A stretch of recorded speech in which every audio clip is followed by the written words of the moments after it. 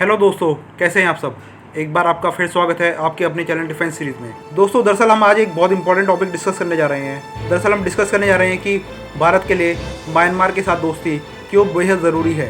पूर्वी एशिया के साथ भारत के संबंधों में म्यांमार की भूमिका एक पुल की तरह है। इलाके में चीन के इरादों को देखते हुए भारत के लिए म्यांमार जैसे पड़ोसियों के साथ रिश्तों को मजबूत करना जरूरी है। म्यांमार न सिर्फ भारत का एक महत्वपूर्ण पड़ोसी देश है, बल्कि सुरक्षा और कूटनीतिक दृष्टि से भी यह भारतीय विदेश नीति में महत्वपूर्ण स्थान रखता है। भारत को खास तौर से इसके पूर्वोत्तर के इलाकों को म्यांमार दक्षिण पूर्व एशिया से जोड़ता है और इस लिहाज से आर्थिक और जनसंपर्क के दृष्टिकोण से भी यह बहुत महत्वपूर्ण है। इस बात की पुष्टि एक बार फिर तब हुई जब भारतीय विदेश सचिव हर्षवर्धन श्रृंगला, थल सेना प्रमुख जनरल मनोज मुकुंद नरवणे एक साथ म्यांमार के दौरे पर पहुंचे। भारतीय विदेश नीति और राजनीति में ऐसा अवसर भूले भटके ही आता है जब सेना और विदेश सेवा के शीर्ष अधिकारी साथ साथ दिखे हों। हाल के वर्षों में अमेरिका और जापान सहित कई महत्वपूर्ण देशों के साथ 2+2 सचिव और मंत्री स्तरीय संवाद शुरू होने की वजह से ऐसे अवसर आए हैं, लेकिन ऐसा कुछ खास देशों के साथ ही हुआ है और पूर्व सहमति के आधार पर संस्थागत तरीके से हुआ है। यह भारत के इतिहास में पहली बार हुआ है कि देश के विदेश मंत्रालय और थल सेना के शीर्ष अधिकारी एक साथ विदेश यात्रा पर गए। इसलिए यह तो साफ हो जाता है कि इन दिनों अधिकारियों का कोरोना महामारी के बीच म्यांमार का दौरा यूं ही नहीं हुआ है और यह भी म्यांमार का भारत के सामरिक और कूटनीतिक विचार व्यवहार में बड़ा स्थान है, खासतौर पर जब भारत की एक्ट ईस्ट और नेबरहुड फर्स्ट पॉलिसी की बात हो। दोस्तों, म्यांमार भारत का एक बहुत भरोसेमंद देश है और वह मदद के लिए हमेशा तत्पर रहता है। यहाँ यह समझना भी जरूरी है कि कोरोना महामारी के दौर में इस यात्रा से पहले विदेश सचिव श्रृंगला सिर्फ बांग्लादेश की यात्रा पर गए थे और उस वक्त भी यात्रा के पीछे खास कूटनीतिक मकसद थे। 2 दिन की अपनी म्यांमार यात्रा के दौरान श्रृंगला और नरवणे आंग सान सू की, सीनियर जनरल मिंग आंग लाई और कई मंत्री और अधिकारियों से मिले। भारत म्यांमार के बीच सैन्य और सामरिक सहयोग संभावनाओं से भरा है। उम्मीद की जाती है कि नरवणे की यात्रा ने इनमें से कुछ पर प्रकाश डाला होगा। सुरक्षा, आतंकवाद और अलगाववाद से लड़ने में भारत के लिए म्यांमार बहुत महत्वपूर्ण है। भारत की सीमा से सटे इलाकों में 2015 की हार्ट परस्यूट की कार्रवाई हो या अलगाववादियों का प्रत्यर्पण, म्यांमार ने एक भरोसेमंद और मदद के लिए तत्पर पड़ोसी की भूमिका अदा करी है।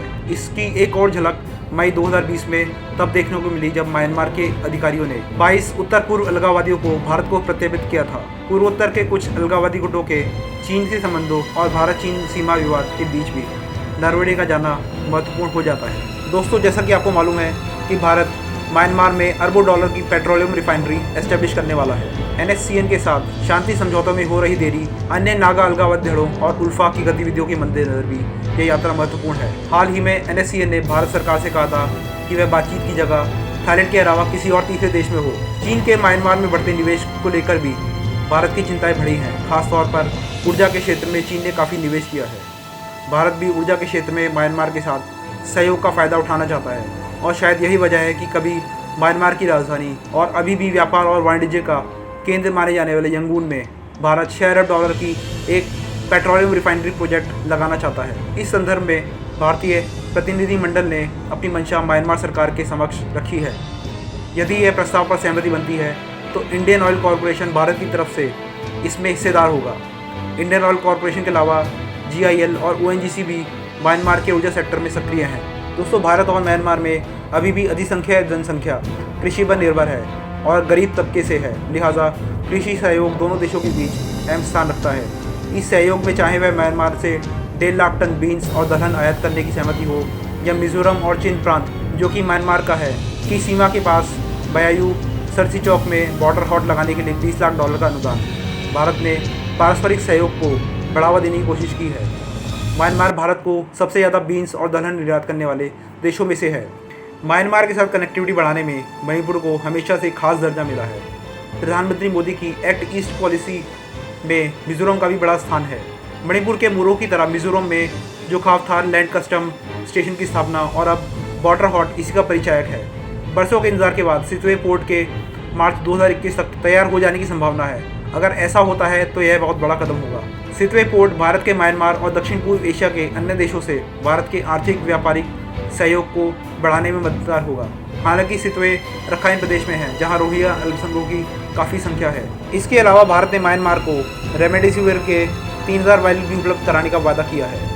कोविड-19 की महामारी की शुरुआत में म्यांमार में बहुत कम लोग संक्रमित पाए गए थे और लगा कि शायद म्यांमार इस महामारी की चपेट में पूरी तरह नहीं आएगा, लेकिन ऐसा नहीं हुआ।